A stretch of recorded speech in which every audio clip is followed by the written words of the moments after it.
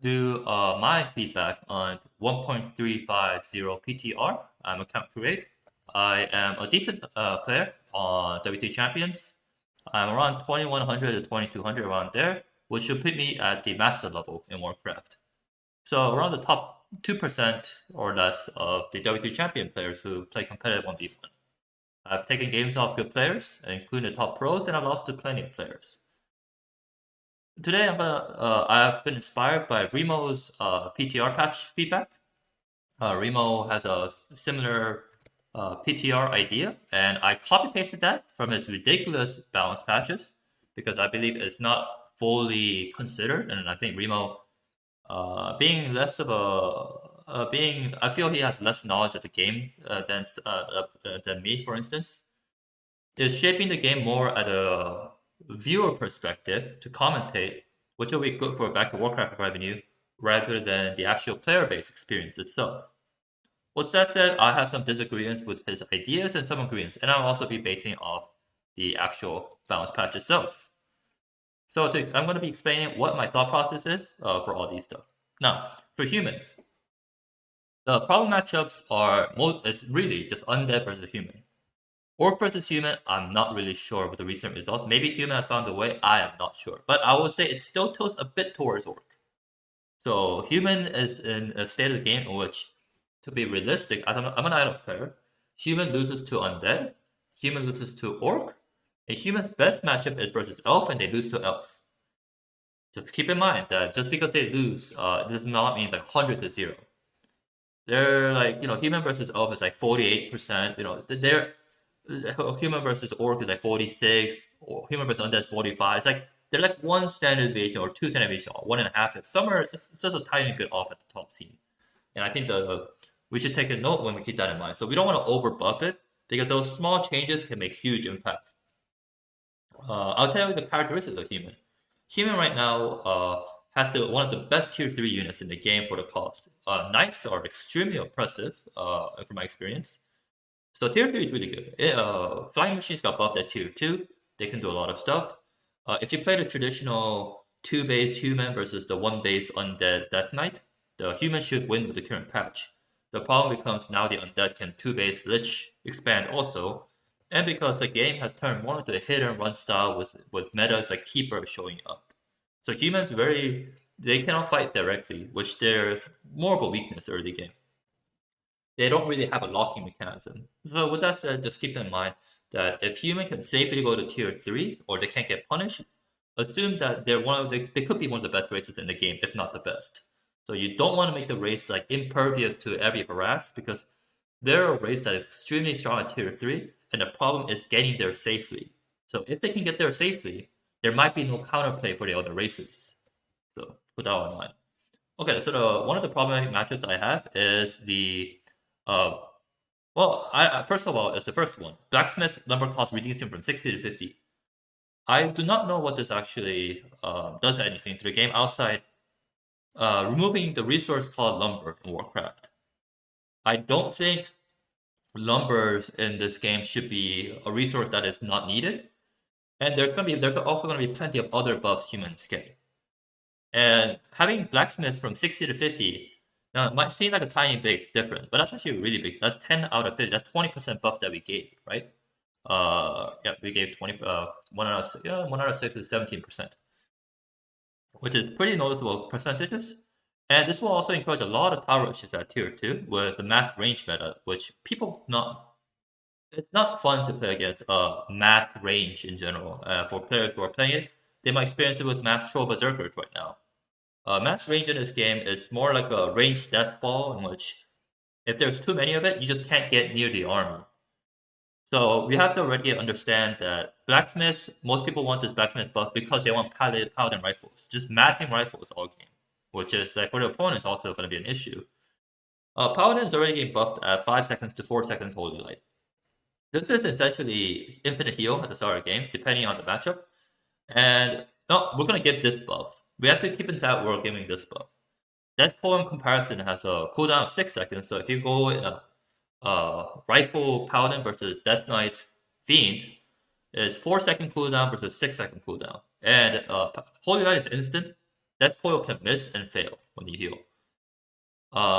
Due to that nature, I don't think you should be buffing twice on the rifles. Simply because we're buffing Paladin now. We're giving other attributes to the game. We shouldn't be like buffing everything all at once on one particular strategy, because that could be double buffs in the game. And also, we also have to keep in mind that we are going to modify the current militias on the PTR. If militias are not going to die as much, losing lumber is going to be less of an issue. So why should buffing workers that will give you more lumber require less lumber? This is just very counterintuitive. This also encourages double barrel rifles with an expansion. Like you expand and just make double barrel, just rifles and just push. This isn't healthy for the game because we're just seeing a massive range range in the game. There's already been so many buffs to Paladin Peasant that's been considered on PTR that I think is somewhat fair for the other races in game to have some chance. Human in this game is an expansion at tier 1. So if you play human, they usually expand at tier 1. And if they survive, they go from 50 food and they just explode to 80 and they push. If this explosion is faster due to this lumber nerf, the opposing races might not even have the time to prepare. You have to understand, like for instance, I'm an elf player. Elf needs to also counter expand and get to tier 3. Remember, rifles you can buy from tier 1, push at tier 2 with the rifle upgrade. You can start maxing at tier 1 with double barracks and get adept training, get master training on bears, and get enough bears to be within the 10 food range of the rifles at the first push. If that push is coming faster than usual before the tier 3 even finishes with the expansion, and to finish that expansion, sometimes you also need Nature's Blessing for the human elf, and before the master's training on the bears, and the number of wisdom required to get the bears. Remember, tier 3 tech in general requires far more lumber in the game. There might be no fending for the elf. Like the timings might shift just enough that it comes right before the essential supply and safety to prevent the push or fend it off to a certain degree. Due to that nature, I don't think this is healthy. The minus 10 number does not help when the other part of human is buffed. Like I said, Holy Light's been buffed, which protects peasants, and peasants are buffed. The HP, for instance. I don't want to turn this game into a StarCraft, in which this is more feeling like I know a lot of humans dream about. I want to make a paladin rifle, mass rifles. To me, it sounds more like a Crypt Lord mass schools or something. It sounds fun on paper, Dreadlord mass schools, but this is basically StarCraft where just massing one unit, like it's like mass marines. Rifles are actually extremely tanky units at tier 1. The only problem is like you can kite them and run around by time. That's the issue, right? But in a direct fight, they are very tanky for the cost at tier 1. So allowing Paladin, who is buffed on Holy Light, which will save the rifles, to get the critical masses of rifle even faster, could be a huge issue because like there is a high synergy between rifles and Paladin. There is a ranged death ball in this game, and with Paladin's potential devotion aura, those rifles, those range units could be more tankier than expected, and that death ball, once it hits critical mass, could just kill everything in its path. Think of it like a machine gun. At some point, those rifles, because like rifles don't have any delay in it, you can't dodge it, right? If there's 10 rifles, they're gonna all shoot right away. It's gonna create a death ball in which no one can get close to a unit. A lot of Warcraft is based off this, a lot of range units in general, if you think about it. Mass Wind Riders, after a critical mass, just kills everything in its path. Mass Gargoyles, Mass Fairy Dragons, Mass Rifles, Mass with a lot of range in general, at a certain point, just decimates everything in its range. And that's not good play for the opponent. How does the opponent feel when they can't get close to the units at all? And you have to also understand, Paladin at level 3 Paladin now has a 4-second Holy Light compared to a 6-second coil. The Death Knight, let's say you're undead.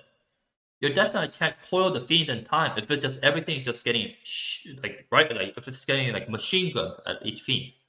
You try to focus on a fiend on a rifle, that thing's healing every 4 seconds, but yours is healing every 6 to 7 seconds because there is a coil delay also.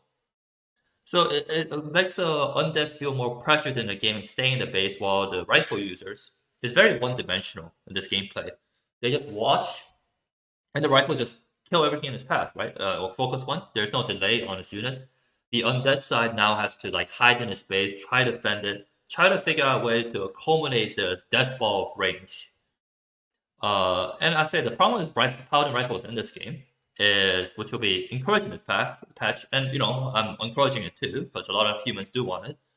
Is that it's also a type of cheese.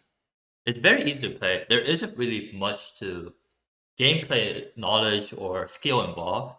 You just mash units, it snowballs, and it kills. It has a death ball on the range of everything nearby. Undead will struggle a lot. One side has to try to move around. It's more complicated for one side than the other. And I noticed that in Warcraft, some strategies are easier to execute than others, but I think most players who play 1v1 can agree that massing range and just watching the ground, pressing A click on a unit or on the floor is much easier than trying to kite and buy time. So I also have a different perspective on peasants. So I want peasants buffed. I understand human is the worst of three matchups. I'm not skipping that. I actually think we should improve, instead of increasing HP, we should not increase HP. We should improve peasant HP by 1 armor. You see, the 10 HP buff is actually quite a severe nerf to heroes like Warden and other heroes, because I don't know the other matchups. Because some of these heroes are unit damage cap based. And what peasants are struggling mostly is versus ghouls and skeletals. So you just need to be more tanky versus melee early game. This way, we don't just delete a hero from the game, right? So now level 5 Warden needs to 2-hit and 1 fan on the peasant, meaning that during anti-magic, you can only kill 3 peasants, unlike the 5 before, which is a severe nerf because Warden can't level and, it's just removed. Which you might say is fine. It could be fine because in the pro scene currently, Keeper is the meta. So if you nerf Keeper, then it's a problem. But if you're accepting that Keeper is the way and we're removing a hero from the game to not show up, that are we planning to remove heroes and strategies now that's been working? I'm not sure. So instead of, like I said, I also don't want the workers in this game to be too beefy to the point that expansions are almost impossible to punish at some point. Because you have to understand, good players at the top scene are very good at microing. So that as workers get more and more tanky, it's harder and harder to kill. And if you noted earlier, I said human tier 3 is the best tier 3 in the game in 1v1 relative to its timing. So if you cannot kill its workers, let's say a fair game, 3 workers die. They have to. If they do not die, human will steamroll at tier 3. There wouldn't be a counterplay for other races. Knights were buffed with Sundering Blades. Flying machines were buffed to be AoE at tier 2. It would just be one haul, one big death. It's a momentum race. So you don't want to create a scenario in which each peasant has so much HP, more HP, that they don't die as needed. You don't want them too much to die. You don't want more than 3 to die at max. Because that's when the human struggles. 2 or 3 is usually one is the optimal, I think, for a fair game. So, but due to that nature, I think it's better to just improve the armor by 1. Because if you think about it, humans today don't complain while the peasants are in militia form. It's out of militia form generally. If you don't know, I did not know either, militias have 4 base armor and you can upgrade from there. Peasants have 0 base armor in comparison. I think it makes more sense in that aspect than for peasants to have 1 base armor to help versus Undead's early game, right? To get the expansion up and thus not lose everything. It has to be a bit more tanky. It does not need more HP so that all the heroes that depend on HP for spelling suddenly can't use the spells. And just also don't forget, there are some races like Elf that loses its workers to 1 hit and 1 spell. Especially at West, it dies to 1 skeletal and coil. And at level 2 coil or level 2 bolt, everything just dies in 1 hit. It wouldn't be fair, I say, for some races to have its HP of its workers buffed, while other races, their workers just die in 1 hit. I don't want workers to be super tanky in this game. But I also don't want to make it unfair that one race has a tanky worker, but the other races don't. We don't want to make it worker craft, where HPs of workers are high enough that they don't really die in the game. There's no punishment in the game. Everyone's just expanding. Everyone just does its own thing and just pushes at 80 food. There's no variety and strategy in the game in which you know for a fact the opponent's workers just cannot be countered. Especially as the players get good at it, better and better micro. So control magics move from tier 2 to tier 3. I think that's pretty random. Very random. I actually do not like this change, but I'll leave that for the human players. I do not know to comment. Do not know much to comment. I would say that in advance because this is mostly used and human versus orc, and orc does have a slight lead in the matchup. Like I said, Farseer trolls is the meta, and the fact that uh, orc tends to win more versus elf at the top scene with the control magic at tier 2, moving into tier 3 might cause dilemmas. Right now, if the wolves that can be stolen at tier 2 is still causing problems for the human, just moving this to tier 3, what are the unintended balance issues with this? I'm not sure. So I'm not going to say much about this. Now the next one is the... Can I interrupt you Yeah, quickly sure. with this? So the problem with tier 3 moving control match from tier 2 to tier 3 is a harder control over the treants, Oh, I see. carry, Yeah, we should revert it. beetles, wolves, and also human mirror as well. So Harder it's like control, a harder triple match. survivability versus treants, wolves, and skeletals. I guess. I don't think no one ever does this to It's skeletals. not much versus skeletals, it's versus Crippler. That's why Crippler is Beetles. showing off more. This would buff Cryptlord a lot Unintentionally. And also unintentionally.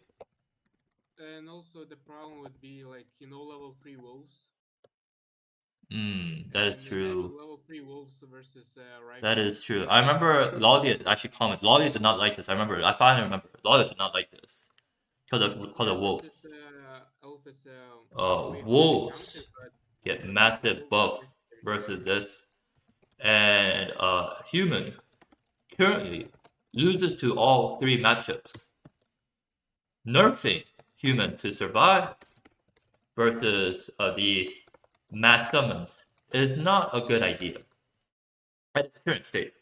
So I would revert this. I don't think this is a good change, actually. It's also because it has like a HP cap. It's a Oh, 555 HP cap. How much you can steal there of the summon HP. oh, I see. So it needs to be below the certain amount, and it's like It has 70 per an cycle. HP. It has an HP cap to balance Yeah. currently, so it does So not need adjustments. yeah, so 50 mana for breaker, same as as I think it's like 111 HP Okay. summon steal. Yeah, that makes sense. So, for instance, for that reason alone, I don't think control magic should randomly be moved. There was no reason for it. I do not know what the reasoning behind it is, or what Remo, for instance, wants out of it. But the current meta, orcs go Farseer trolls with wolves, night elves go keeper treants, undead, most of them go lich fast expand, but you can technically go crypt lord beetles too. Mhm. You're effectively buffing all those strats by randomly moving to tier 3 without a And reasoning. also versus circuit will hurt more because TC Stomp and Wolves with crit rape rifles Yeah. really hard. Even So level 2 let's wolves. revert this, or I'm not sure if it's done already. Yeah, let's revert this. There is no reasoning. There was no reasoning behind it other than Remo wanted it. I will not use Remo as the final go-to, as he's a caster who's an undead player in the game. Siphon mana is gonna be nerfed. Sure. So I'm assuming some part of Blood Mage is gonna be buffed to compensate. Holy Light's getting buffed, like I said. Polymorph being buffed could be good because we don't see it. I'm kind of curious. Mechanical Critter buffed, sure, it'll be pretty cool. Like I said, we never see it. So yeah. Especially critters, you don't see it because everyone kills critters in this game. I will revert all the Siege Engine changes on PTR. The Siege Engine right now is a glorious mistake. They have a lot of cool ideas, but it's nice that we fixed the barrage upgrade buff to with the EXP buff decrease, but nothing else. I think we should just stick it for some time now. We should keep in mind that siege engines at the pro scene is not used at all versus undead. It's just gone from the game. It is used versus elves sometimes in only in Twisted Meadows. That's just one map, and I think as elves we can survive. Siege engines, if anything, need a buff or a rework. Mass teleport cooldown increase from 20 to 30. I'm fine with that. We don't see that in 1v1, and 20-second is ridiculous. I want Motor Team HP actually decrease back to 360 because no one's talked about it, and we don't know the side effects of these unintended, unneeded changes for the sake of changes. Uh, I have no opinions on this, but we should know motors are mostly used to counter Dryads and Banshees, and we should keep in mind that Banshees are getting nerfs. So we don't want to create a double buff. So when you nerf a unit and buff your unit, that's a double buff. That can create unintended changes in the game. So I actually reverted back. There was no reasoning for mortars to be as tankier.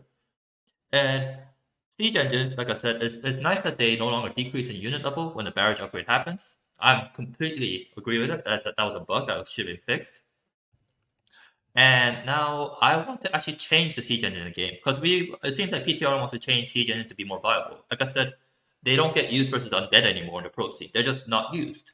And versus elf is only on Twisted Meadows, and it's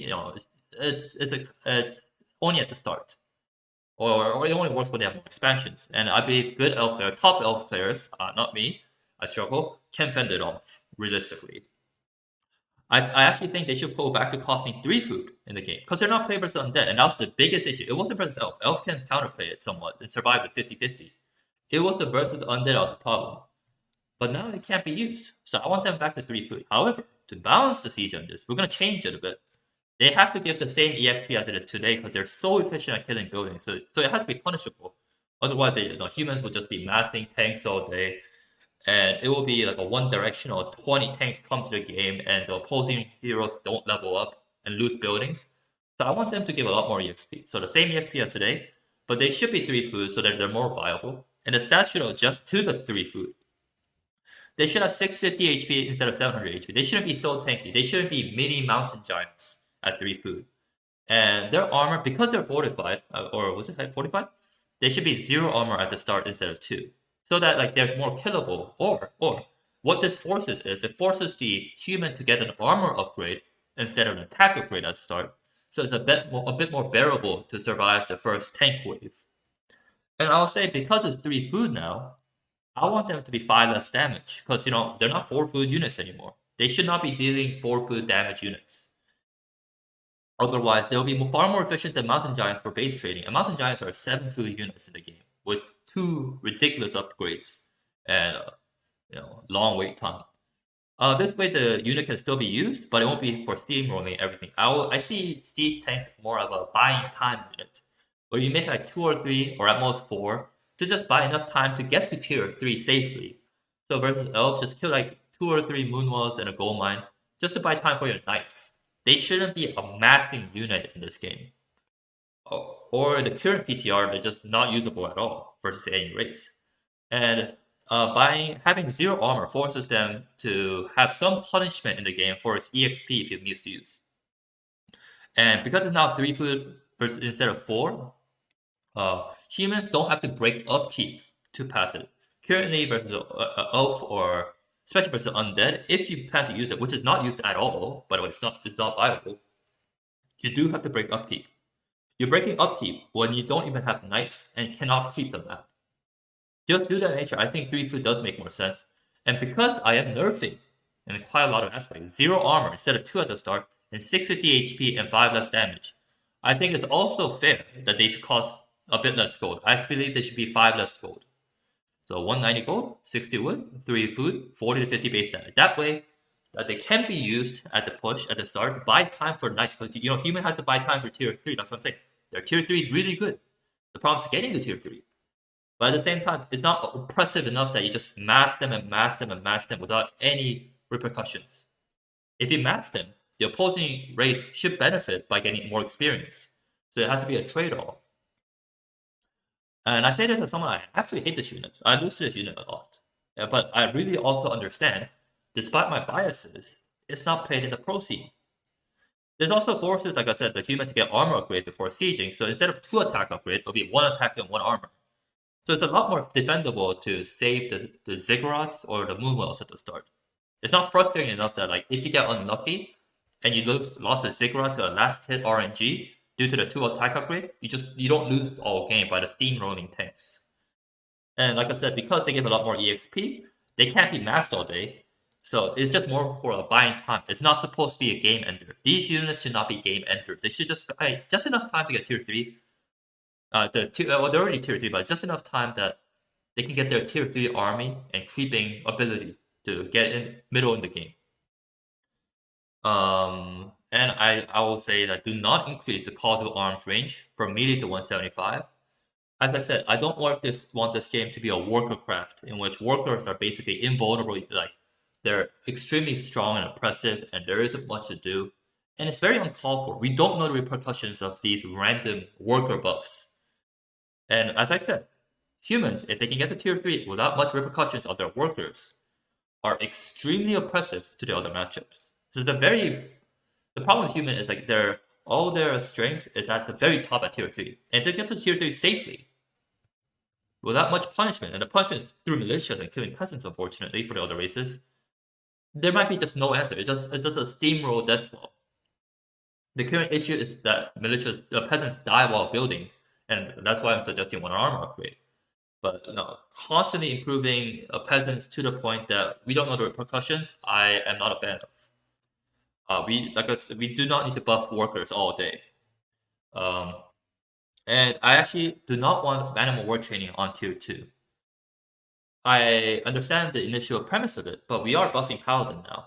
Paladin is going from 5-second heal to 4-second heal, which is a major change considering coil 6 seconds. And rifles with Paladin synergize well, and peasants are getting buffed, so we don't know what happens if you just keep buffing everything all at once and seeing the results. As I said, the human is disadvantaged in the other matchups, but it's not like they can never win. It's usually like 48%, 47%, 46%. It's one standard deviation away. It's not buff everything and see what happens. Difference. Tiny differences in Warcraft makes a huge difference. Like I said, human tier 3 is extremely oppressive. And I'm assuming with this talk, why I say don't change it is that banshees are getting a nerf to only protect. I think they should only protect 225 anti-magic. Banshees, if they're dispellable, by the way, if the anti-magic is dispellable, the anti-magic is completely worthless in the game. Because now, if you have dispel, the unit's not useful, right? However, if it can still protect damage, because Undead has to have an answer to tier 3 human.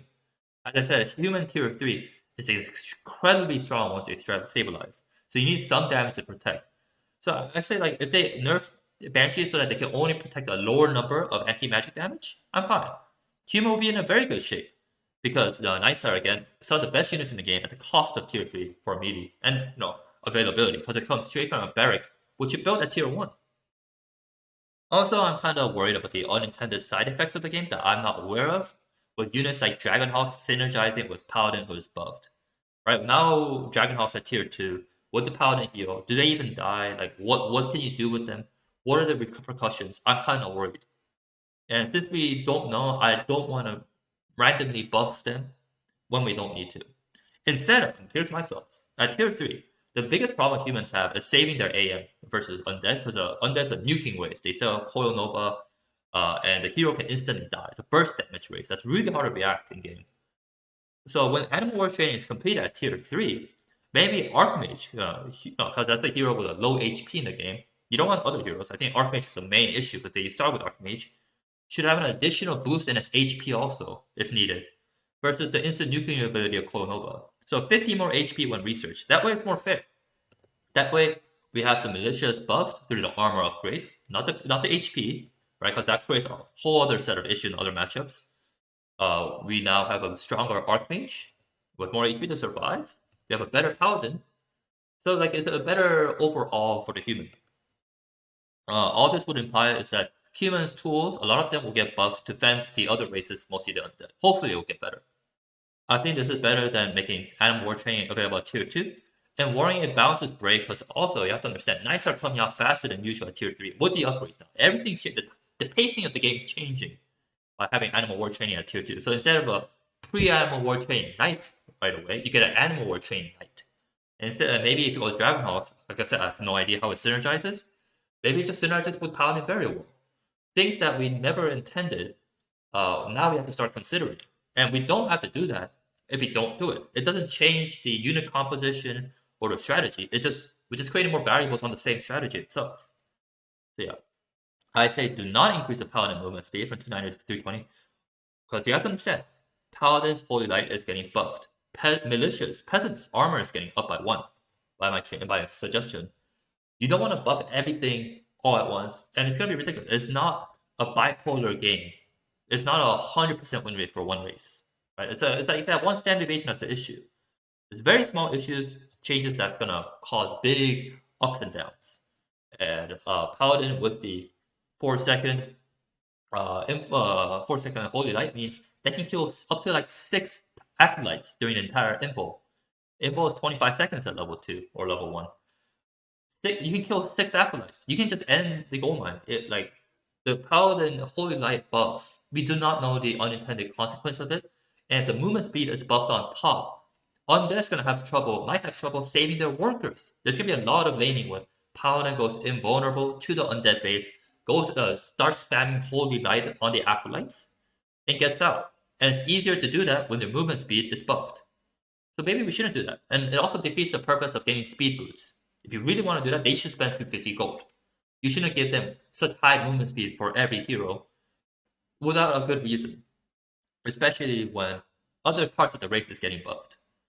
And I will not increase. I will not touch towers in general in this game now. I hate nerfing towers. I think they're completely broken from the death side with the frost effect. But try to not buff towers at least. This is a problem because we are already modifying a militia. Where I am suggesting militia armor buff. Right? We're buffing workers. Now, when you buff workers and towers in this game, you tend to see a lot of tower rushes. And tower rushes are not fun to play against at any level.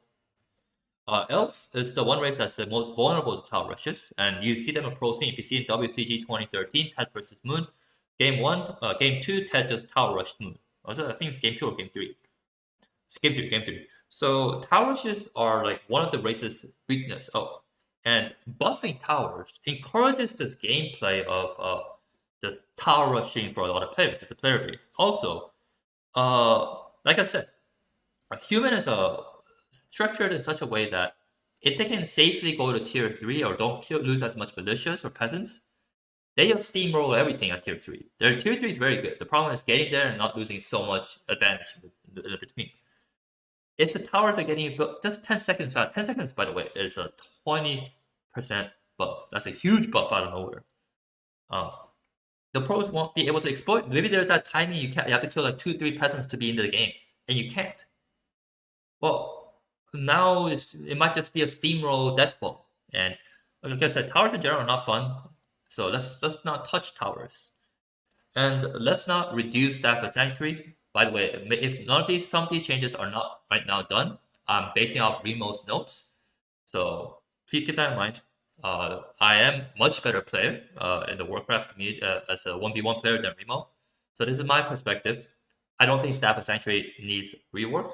I think they're very good units, very good items. It's always bought, always used.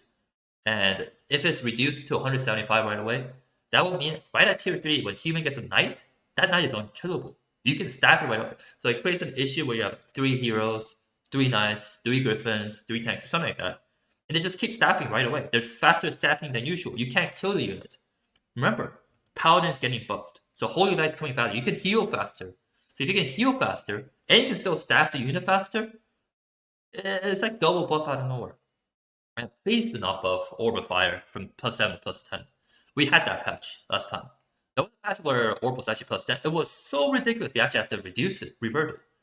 Now, we see players just massing orbs. There's a new +60 hero.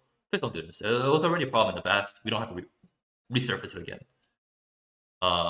Remove the movement speed slow on Banshee allies. That's what I did notice. Could be a Remo's idea. I would say this is fine, if and only if Siphon Mana is being nerfed. Because otherwise, there's just too many buffs on one hero. Right? Blood Mage is getting nerfed, so we're trying to, equalize it a bit. Sure. Otherwise, we should just leave it at this. Just leave it at this. There's no need to just keep adding stuff in the game. Orc. Problematic matchups. Orc versus human. And this is a bit skeptical as an elf, as recently Orc has been doing very well versus Night Elf. But my personal belief is, let's say even if it's fair, Orc at the non-pro level do struggle versus Elf overall. So keep that in mind. It's also the case that most Orcs in Warcraft do not play the meta. Same with Night Elf. They're all playing mass towers, fortified, raider stuff. But no, that's a different matter. I think Headhunters are a much wanted change of this patch. I think it was italicized by Remo because when they become berserkers, the lumber and gold costs are reverted. So we would probably want to double check that. It's nice that mirror image now does 10% more baseline. So this is a step. This will make orc better versus Nido in a pro scene. As I said, in the pro scene right now, it's like 50-50 somehow. Uh, so this might tilt, but assuming for the benefit of the orc, sure, we'll have that. Um, I'll have to keep in tabs. But of course, if you do this, you have to make sure Keeper is not nerfed at all. Because Keeper is what makes the game somewhat close to the Night Elf versus Orc. It's the core hero for the Night Elf. So the moment Keeper is nerfed and this is buffed, game's over for the Night Elf. At least in the pro scene. Endurance aura is getting nerfed. Okay, so this is going to help versus human. Because it's only game. You go Farseer TC versus human. And we're nerfing, of course, Unholy Aura for the Undead also. I do not know much to comment much. I personally do not like Witch Doctors being buffed. Witch Doctors are incredibly toxic to play against. They encourage incredibly lame strategies such as setting your base next to towers, dropping wards around those towers on their expansion so your opponent can never enter. It creates a lot of stalemate situation where you have to stay in your side for additional 20-30 minutes of game that you don't want to play. But sure, I'm just let's just ignore it. By the way, just saying, I think Witch Doctor's been buffed multiple times, and it is used in ladder in the pro scene by Hitman versus certain strats. I will not commentate much on this because I do not know much. I'm not gonna commentate on stuff I don't know. Do not, under any circumstance, increase the brute strength from 100 to 150. That 50 HP on each grunt encourages even more tower rushing against elf and makes human rifles weaker. I thought we're trying to make rifles and human more viable to make the matchup more even. Why are we suddenly buffing grunts on top? Right? Are we trying to mass towers and mass grunts in this game? You have to understand, at the top scene, orcs tend to make around 4 grunts. That's 200 effective HP, on top of additional heal waves and heal scrolls. So let's say 400 more HP in a fight. 400 is a lot of HP that came out of nowhere. Like I said, the pro scene, Night Elf versus Orc is like somewhat even, so I don't know how. So 400 HP added on top of Blade Master buff, and if Keeper's getting nerfed, there's no hope, right? This is just too much all at once, right? And tower rushing is going to be very common because Orc grunts are very tanky units. Having 200 plus more HP at a tower push at tier 2, it's not fun for the opposing race. Now you introduce a strategy, just every game, just stay in your base, trying to hope to survive because there's towers being built every game. That's too significant. That's way too. 50 HP is weighted. That's a 50% buff on the current brute strength bonus. These are huge numbers that you're saying. This might also encourage a different meta where orcs start getting spirit links with grunts along with heal scrolls and heal wave because grunts are now mini mountain giants. The role is changing. This creates an entirely different meta, and we're gonna need reworks again because we have no idea what the balance would look like. Rifles might not even work anymore because there's too much HP in the game. Spirit link, damage spreads, so much HP, and there's heal wave. Who knows? There's already a patch in which orcs used to mass grunts and shamans versus breakers. When you have too much effective HP, there's gonna be more and more problems. We don't need to buff more and more HP. We militia HP, peasant HP, grunt HP. Let's stop adding more and more HP. It just creates the problem worse. We don't balance the game by adding more hit points that will screw up all the other races for other strategies. Because you have to understand, there's more than 4 races. There's 4 races in the game. It's more than one matchup. Grunts are used in all 4 matchup. Peasants are used in all 4 matchup. All these units are used more than one matchup. So if you buff them, everyone else is getting a nerf, not just that matchup. So just keep that in mind. I think grunts are fine the way they are. Do not decrease Great Hall build time from 150 to 135. Orcs have their own racial characteristic, and they can buy a tiny expansion at tier 3. You buy a pocket expansion, you drop, you get it immediately.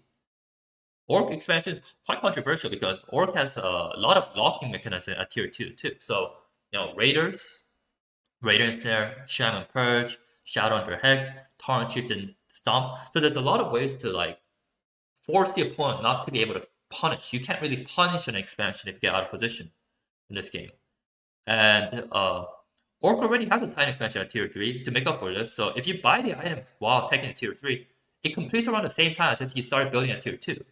Allowing them to fast expand at tier 2 and still have that item, means that they might have they might have one more base than the opponent out of nowhere. Now we have a 3 base versus 2 base or 2 base versus 1 base scenario that like we never considered, and who knows what the game's gonna change. Like now we're dealing with an additional base. All the 3 other races has to deal with that out of nowhere. So let's not do this if we do not need to. Especially when they have an item that gives them an instant expansion. That gives you them around the same time when they expanded at tier 2 safely. You buy it, you drop it, you're done. Are we removing that item now? I mean, if we're removing that item, it might be different. But no, assuming that item still exists, we can't just let one race be able to fast expand safely with a ridiculous speed buff and still be able to make expansions immediately with an item. And I also say do not reduce Tauren gold cost from 280 to 250. So Taurens are in an awkward spot along with some of the units in the game. They are the best melee in the game. So they're the best orc unit in the game. So it doesn't make sense that Taurens will be so affordable relative to Chimeras and Frostborn, which are like respectively, and Griffins. They're like the best of the individual races of elf, human, and undead, right? And in addition, Taurens are like mountain giants. No one wants to really play against them in 1v1 because if you have like 2 or more Taurens, especially more than 2 Taurens, you just cannot win the game immediately. They just destroy everything in the melee, and it becomes very, very oppressive in the game. As you can note them in 4v4 game, once they get their spirit link and shamans and everything, they just don't die. They don't die, but they kill every land. That's not a good unit. So let's not buff them. You don't need every single 1v unit to show up in 1v1. I know this might not make people happy, but I think we want to first stabilize the game. And these units do come up late game in 1v1. I've seen them a lot in Hitman's game versus Elf in Last Refuge. When the Elf goes Talons, this happens almost 100. This unit shows up almost 100% of the time. But just because like we shouldn't feel obliged to like make every unit just pop up right away, because that might create game balance issues for the other matchups. And if the pro scene has an issue with the gameplay, it's going to be discouraging on this small community. And again, like, do you want to see units like Necromancer wagons, Mountain Giant, Mountain Giants, Mass Taurons, Mass Witch Doctors? I don't think most players want to play against them, or Dreadlord Mass Ghouls. So there's that. Headhunter increased from 140 to 150 and reduced HP from 375 to 360. So this is what Remo put instead of the nerf that Headhunters got from 140 to 160 and 20 to 30. I think both are fine. I don't really see one preference or the other. If Remo wants it that way, sure. I think they're both minute different. They're probably similar to one another, so I'm just gonna let it be. And for Remo's numbers, please do not buff Burning Oil full damage. Okay, this creates a gameplay that's not fun to play. You get demolished. You have to think of the situation. You get demolished with Burning Oil, generally versus Night Elf, and choky maps like Last Refuge, where it's hard to move around. When you expand it at massing towers, so it's a massing fortified tower game. You're camping your base. You're dropping status trap with your Witch Doctor. You're pretty much going AFK, and the opponent can't enter your base because Burning Oil does so much damage near you. These strats are extremely unfun because the opponent can't do anything. They can't punish. They just have to sit back and stare at you while you mass them next to your towers, and it's just demotivating. Like let's stop creating strategies that people want to like grab their hair and not want to play the game. Some of them are including Burning Oil, Bat Rider Liquid Fire, Necromancer Skeletal Raising with Wagons, Mass Mountain Giants, Mass Towers. Like if you don't play the game as a Blizzard developer, just think of a scenario where if you play StarCraft maybe, imagine you're versing 200 cannon towers from photon cannons from the Protoss. Is it really fun? Is that really fun? It's mapping tower and just you can't do anything.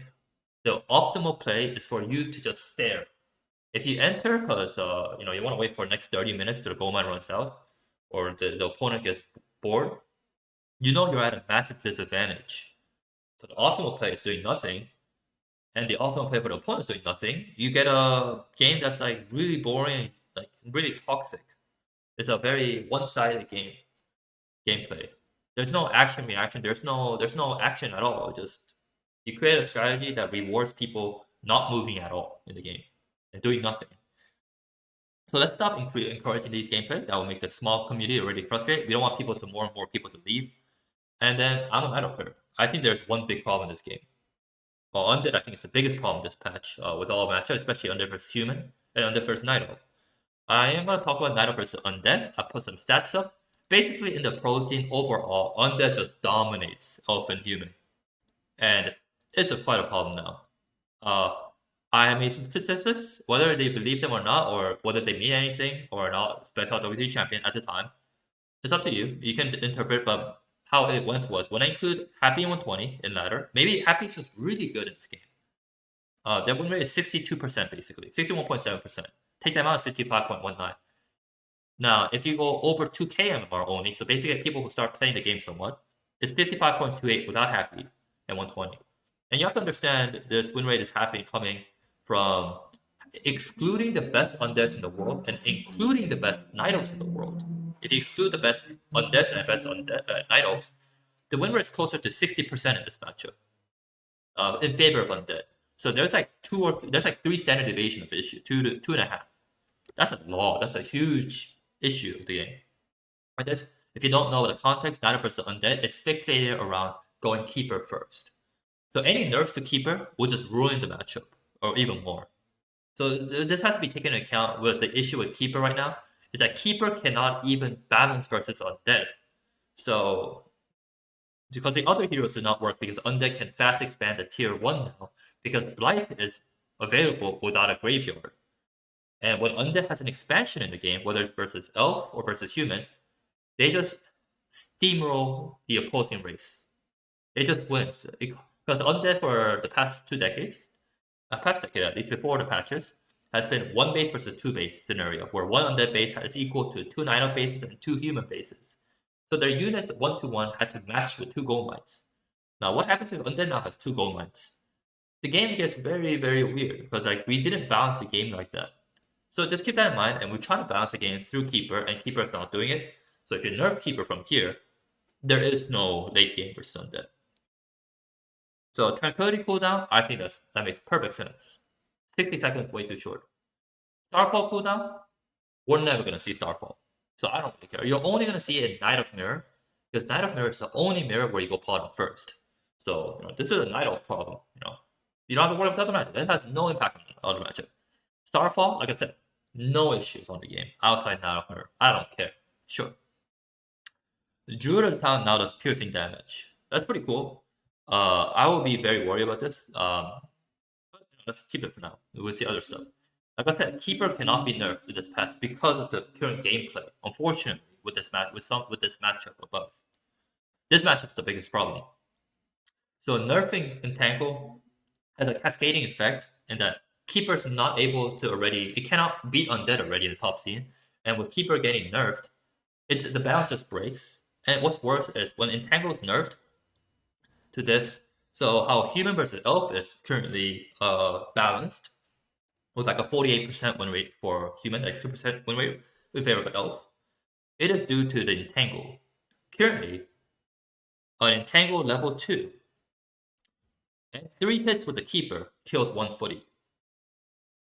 If you change it to this, 1 Entangle and 5 to 6 hits for a footy, that might not seem a lot, but that is a lot more hits per kill. And when your keeper hits the Archmage with his fireball, gets to hit the keeper for free. So in the past, your Moon Juice had to just survive 3 hits from the Archmage for every footy kill. Now, you're gonna get hit 5 to 6 Archmage hits for every kill. That's an insane nerf. You try to kill, let's say, kill 3 footy. In the past, it's 3 times 3, you get 9 hits from Archmage, and that's your Moonwell's trying to survive it. Now, that is 18 hits. It's double. Suddenly the game changes. Suddenly it's not playable. Suddenly humans just oppressive. If we're gonna do this, we're gonna have to start nerfing human or give no buffs to the human. But then that's an issue versus undead. So I think this is a mistake, and this is unwarranted. Like I said, elf is currently balanced around keeper. So if you nerf keeper, the entire game has an issue suddenly. It's frustrating to play against, I understand. But you either give a tool or to balance it or just not balance it at all. Now, thorns are increased. Sure, I mean, vampiric is 50%. This is only going to be really an issue, hopefully, in the Knight of Mirror, where you're going to be maxing Dryads now. Sure, I'm fine with it. Like I said, Knight of Mirror, whatever. And it gives a better chance versus Gargs, which right now Gargs are extremely oppressive in maps like Twisted Meadows when Undead has an expansion. Versus Elf, it seems like a free win straight out in larger maps. So it could help. And I'm kind of curious what Thorns Aura would do in general, overall, if it creates a different meta versus the Orc, or if it doesn't. I have no idea. We can see. And I don't think Mountain Giants get any changes in this game. Like I said, it's one of those units that no one wants to play, no one wants to see. You don't want to, even if Mountain Giants were perfectly balanced, let's say, I think they're not that good of a unit. I think they're pretty inferior and it's not worth getting. But regardless of that, you don't want to create a situation where you don't kill a single unit for 10 minutes. You just attack, and it takes 10 minutes to kill a unit. Is that really fun? That's an encouraging poor game experience. I do not want Mountain Giants. Just leave it be. Some units, like I said, like Necromancers and Wagons, Mass Taurens, Mass Mountain Giants, they can just stay in 4v4. They're really good in 4v4. Just keep it there. Just keep it there. Right? They don't all have to be played in 1v1. Some units are extremely oppressive in 1v1 and extremely unfun to play against. They're still used in 4v4, 2v2, 3v3. They're still played. Right? In fact, Bath MG is like the de facto answer in 4v4. But we don't have to use every unit in 1v1. So there's that. Ultra Vision. So we have to understand this is for Knight versus Orc mainly. This will also affect other matchups, of course, because everyone, Ultra Vision is good in a lot, but mostly versus Knight versus Orc. And we are buffing Mirror Image. And I'm assuming we are not nerfing Keeper, and we are not nerfing Grunts. We're not buffing Grunts. In that case, I think to make it a more even, there's a controversy. In the pro scene, it seems even, but it seems that it might not be even for the lower scene. We should nerf Ultra Vision, but we shouldn't remove it. I think Ultra Vision is a racial characteristic to the Night Elves. I mean, it is called Night Elf. We don't want to create a game where everything's the same chess piece with different colors. However, I have a different suggestion. I think Ultra Vision should be nerfed during the night. So you're going to see more than the other races because you're in nighttime, right? You have to have some advantage as a race. So if you're not healing in the day, by the way, Night Elves do not heal in the day, you're going to have some advantage at night. I think you should still be able to see a bit more. Night has to be helping you. But I think it shouldn't see too much. So a lot of Knight versus Orcs issue is due to Ultra Vision, actually. It's not due to the other stuff. Ultra Vision is what sets the momentum of the game. But like I said, the pro scene is very 50-50 right now. Maybe in favor of Orcs sometime, maybe in favor of Elf. It's really hard to know. I don't know who's the better race now. In the beginning, when the patch was first buffed, it looks like Night Elf was winning all the time. But it's getting more stabilized. So I'm very hesitant on the pro scene right now. So, like I said, the lower MMR Orc does struggle. So that's why I do want it nerfed. Ultra Vision is what allows Orc to not see protectors being built. So you can build a protector right outside the range of Orc when the Grunt is passing by. You don't get that scenario ever at all if you remove Ultra Vision. You just remove all those situations, right? Night Elf is able to dodge Playmaster because Night Elf Keeper needs to hit level 2 to do anything during the attack. If Ultra Vision is not doing the work, you don't know if Playmaster's following you or Playmaster found you until they found you itself. Now you can't get that level. The game completely changed. The paradigm changes. So I feel like Ultra Vision is so necessary because you don't want to completely delete the entire tier 1 to tier 2. The early games is gone. In the late game, the Orcs are going to be massively favored in a similar close cross game. And we have to also understand now, Mirror Image deals damage. Right? I'm assuming Ground HP is not buffed. If Ground HP is buffed, then it's an entirely different game. Orcs just don't win. So I think Ultra Vision as a racial card is pretty fun. It's like I'm a Night Elf. I can see a bit more at night. It just should not see too much. It's just a bit more. It's a bit more, right? Just enough that it's a nerf. It's a small nerf, but you have to also understand that now Mirror Image is getting a buff, and because the pro scene is more and more even, I have no idea what race is actually better. I'm trying to balance for the top scene. I'm not trying to balance for the 900, 1100 MMR players or 1400 MMR players here. I don't want to. It's more demotivating. It's demotivating, super demotivating than 1v1 when you know that your race has zero chance at the pro scene. It doesn't matter how good you do. Now, if you let's say humans this patch, they're just getting destroyed by undead, right? And orc and night elf overall. I mean, Chemico's having some good results somewhat, but he's still getting destroyed. Uh, why would you want to play that race, right? And so if the pro scene of the night elf versus orc is winning quite a bit, or it's very even, if you buff it, if you just remove this thing and just let orcs win everything with like grunt HP and all, like who would want to play night elf? Like you have a small community, you don't want them to feel isolated. So I think the pro scene is where you bounce. And it has a cascading effect because you can follow the meta or you don't, right? Immolation mana drain. I think that's great. Immolation, it has a big problem with moon juice, so yeah. Immolation damage increased from 15, 10, 15, 20 to 15, 20, 25. Immolation duration reduced from 1 to 0.5. No, the game's changed. I didn't know Demon Hunter can be an immolation evasion hero. There's no more mana burn, so you have to put that in context. So in a fight versus Coil Nova, Bolt, there's gonna be a lot of them. There's no mana burn at all if you go to immolation route. I do think immolation is a bit overtuned also. So it's overtuned, but you definitely want it stronger than it right now because right now it's useless.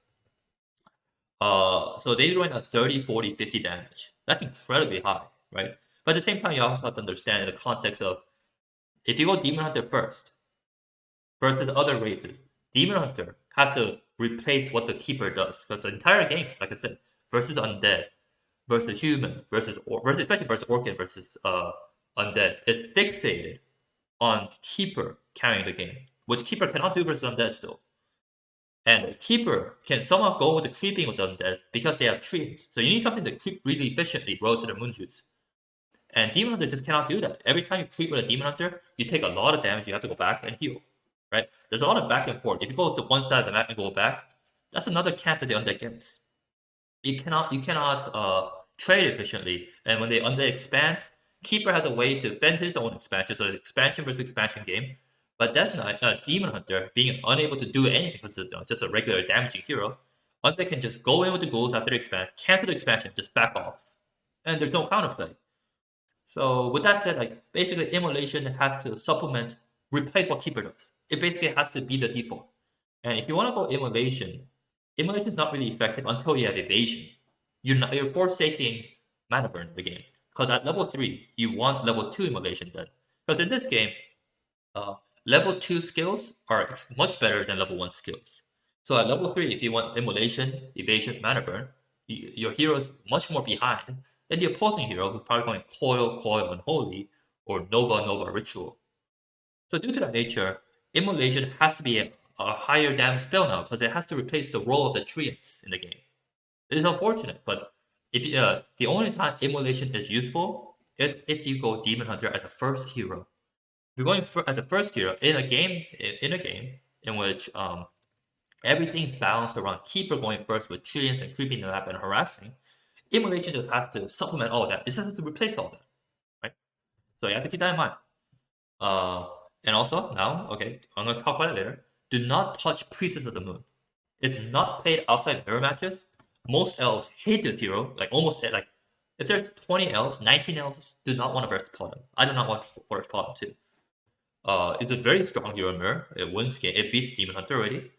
And so this Searing Arrow above, this nighttime, all these stuff, Starfall, this is only gonna benefit the Knight of Mirror.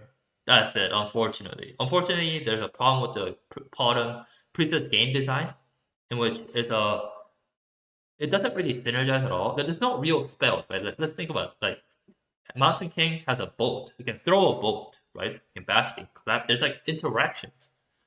Priestess of the Moon has no locking feat. It's just a walking aura. It's just two-shot aura. It's a horrible game design. But because of do that nature, the heroes are really good as an aura, as a third hero, just to get the true shot aura. It's just a true shot aura with an orb. That's it. And if you get a true shot aura, you get an orb of venom at tier 3 because you can afford it. You're not gonna get Searing Arrow. Also, because like Searing Arrow in general costs mana,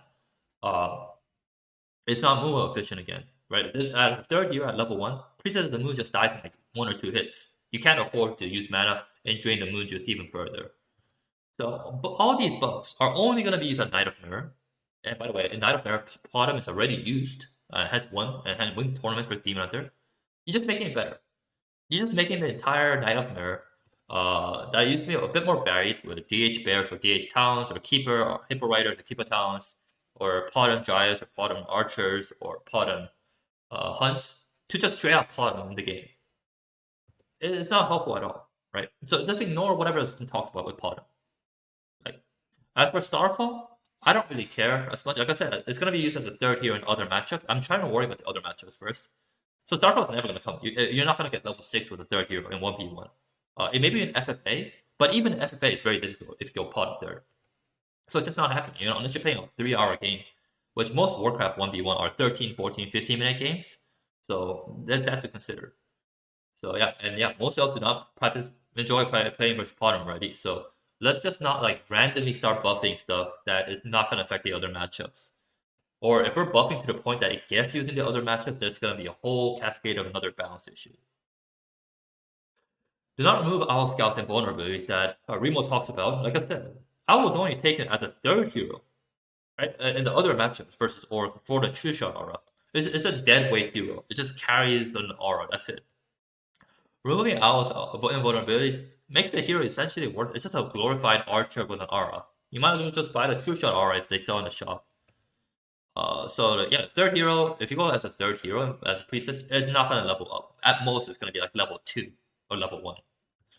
So Owl is not that useful. It's level 1 Owl at best. So you have to keep that in mind. So I think it's fine the way it is. Because Potom has such bad hero spells. And if you buff those existing hero spells, they're only going to be used in Mirror. And everyone do not want to, Nano players do not like versing Potom. So you're just going to make the existing Nano player base who play against each other get more and more frustrated out of no reason. And it has no impact on the other matchups. Let's just keep it as it is. No one complained about Potom. Let's just ignore what Remo says. Remo is one person. He's not the community. I know he streams Back to Warcraft, but a lot of the community do not like his patches. Sometimes they go way overboard. In my perspective, as an elf player, I don't think elves do want this. He had an idea of remodifying Fairy Fire and affecting targets with 25 reducing. This stuff is game breaking. This is game breaking versus one matchup. It will be game breaking versus Undead. Now, Remo's an Undead player, so I'm actually surprised that he didn't notice. Fairy Fire is controversial historically because it's used against Orc in the past. Now you don't use it mostly outside Last Refuge. Because to counter the buffed Orc, you kind of have to go Archer Hunts. Because Fortify is at tier 2 for Orc, so Talons don't work in most maps. Since Talons don't have an answer to Fortify in the game. Orc has something called Raiders, and they have something called Pillage. They're very good at killing Moonwells and getting gold for it. So you get this relationship where if Orc upgrades fortified towers and burrows, you cannot kill a single building on the Orc side, but every time you leave your base, the Orc can kill your buildings and speed score or back off, and every time they kill your buildings, you are food stuck, you are behind on that building, and they get gold for it. They get rewarded for this. And they get an expansion up during that time because they have fortified, and you can't really push as a Talon player. And due to that, you actually need Fairy Fire to have vision to somewhat prevent raiders to a certain degree. You can't even do it, right? To a certain degree, at least force one raider out to be hiding instead of just killing all your Moonwalls. And you never be able to leave your base out of paranoia while he just creeps the map. Because you don't know what he's doing. But he gets to come in whenever you come. Because he has Blade Master with Windwalk. So Blade Master gets all the map in the world to see what you're doing, but you have no idea. So I think due to that nature, you don't want to change it. And also, if they do 25% reduced healing, then that will be a later issue. I'll just talk immediately after. So yeah, if you do not kill Fairy Fire Raiders, Orc is able to run around in circles, just running around. So there's no gameplay. There's no interaction. The guys just run around, kill buildings, run around, kill buildings, circle around, kill buildings. It's a one-sided relationship. No one wants to play that. Raiders are extremely efficient at killing, but notice in the past in 1.26, this was balanced because of one thing.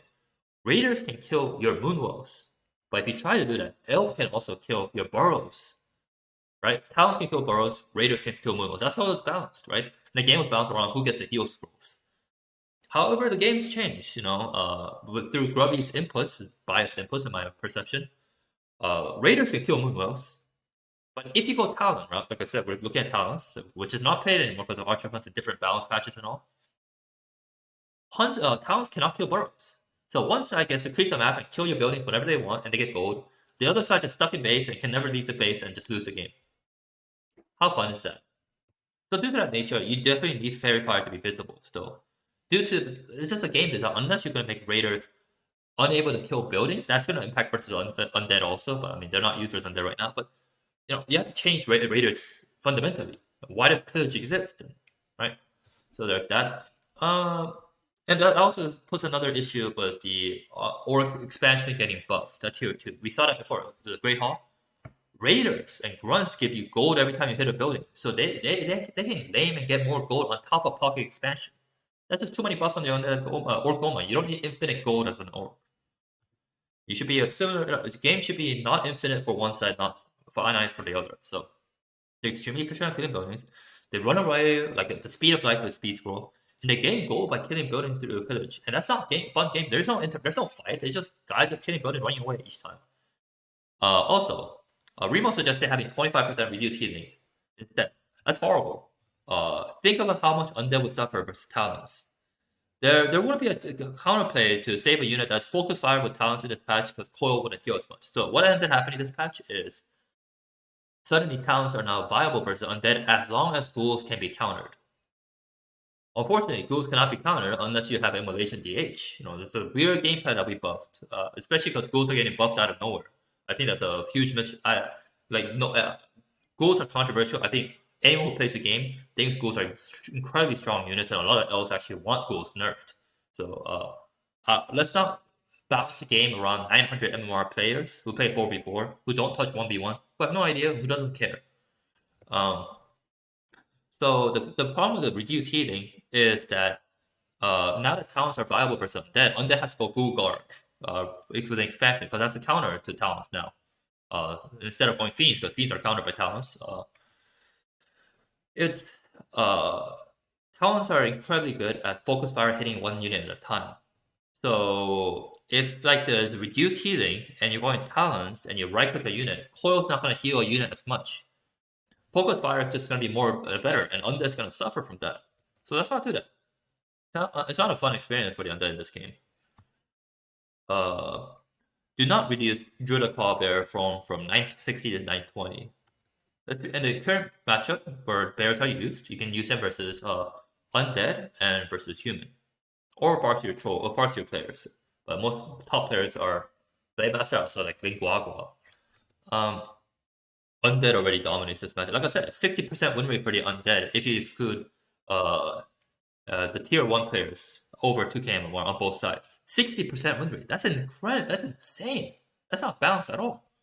So randomly, reducing Druid Claw, I don't understand. The joke around the Night of Complaint has for a long time been that Nova is just so oppressive. Core Nova destroys, just kill everything, all the bears right away. So you can't make bears, so you have to go dry, which you lose to Fiends.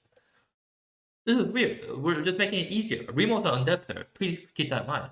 Undead has a 60% win rate in W3 Champion if you remove tier 1 players on both sides. If you add tier 1 side, tier 1 to Elf, and no tier 1 to Undead, that's a 55% win rate for Undead still. So what the hell is this?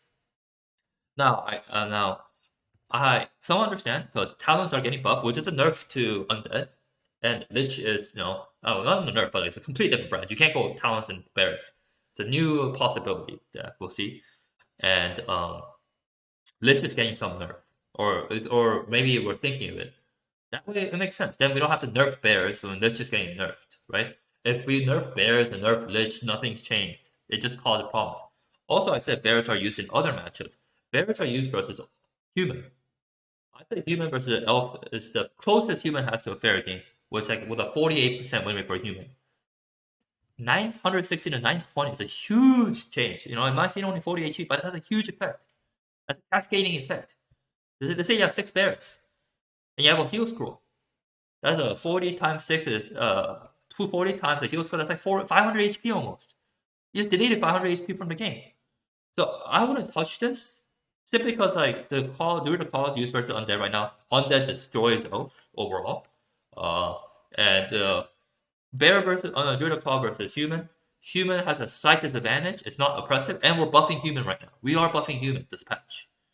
If we're buffing Human and nerfing Bear, it's who knows what the state is going to be. Right? We don't want double buffs and double nerfs in this game. So just leave them. There was no reason. No one's asking. A lot of elves were tilted on my channel, on the people I knew. let's assume going forward that elves do not use bears versus undead because now the new meta is going talons versus undead. Since Nova technically nerfed or is gonna be nerfed by Remo claims, then maybe you'll implement it if you didn't. The problem then is versus human. Neither versus human favors human, but does favor elf. But it's also currently human's best matchup in the game. It's like as close to a fair game as possible for a human. So having like these drastic nerfs on a unit can shift tides significantly when humans are already getting a lot of buff this patch. I don't want blacksmith buffed, but paladin and peasant HP, peasant armor, and paladin is getting buffed. That should be more than enough, right? It's like how many things are we gonna nerf and buff? And it's close to 50-50. It's the closest they can get. So there's that to keep track of. If anything, like let's say like 10 HP, I can understand, but 40 HP is just way too much. And 10 HP is only if talents are now the meta versus undead. Undead doesn't play talents anymore. Undead doesn't play versus bears anymore. This is assuming the new meta comes out, and just keep in mind. Let's not destroy stuff that's like having struggled on a matchup already. Now we go to controversial immolation in the game. Immolation has changed to 15-20-25 to 11-17-22. I think immolation should change to so the current one 15-20-25 on PTR, which is 30, 40, 50 per second. I think they should be 11-17-22.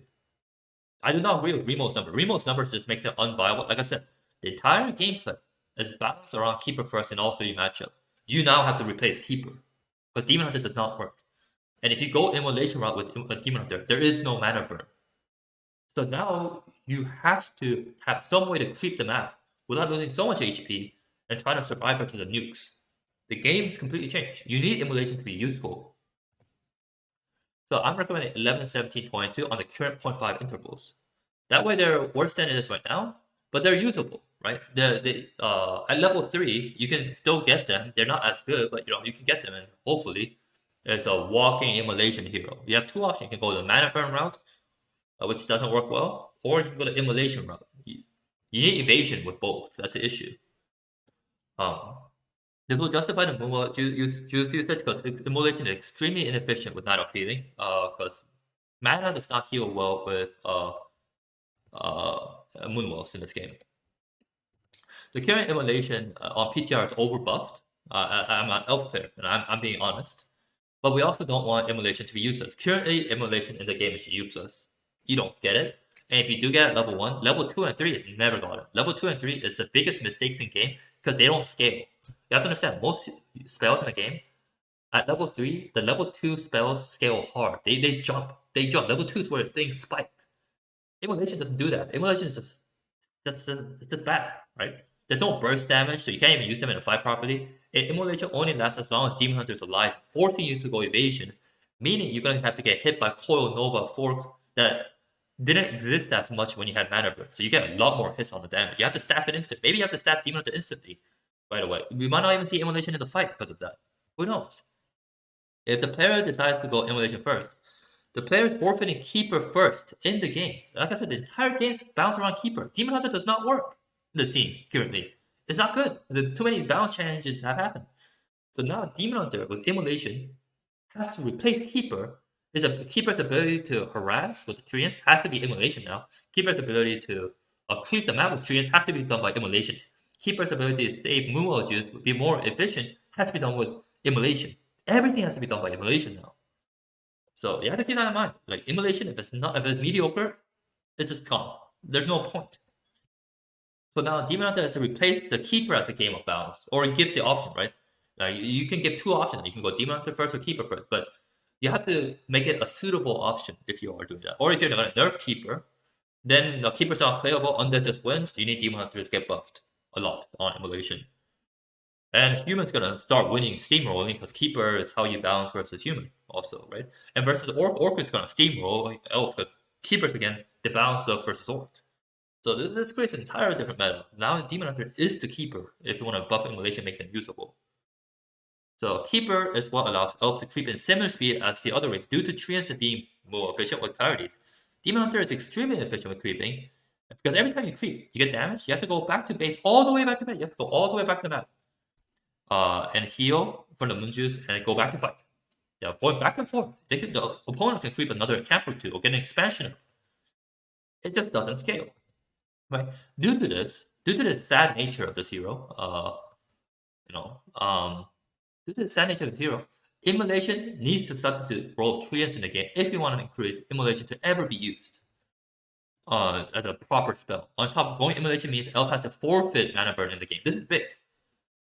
That means that in a fight versus Undead, there's gonna be a lot more Coil Nova Fork versus Demon Hunter than it used to be. But there's no Entangle anymore, or Treants anymore. There's gonna be a lot more Mountain King boltings. Bolts are gonna be left and right that did not happen in the past versus Demon Hunter when mana burn.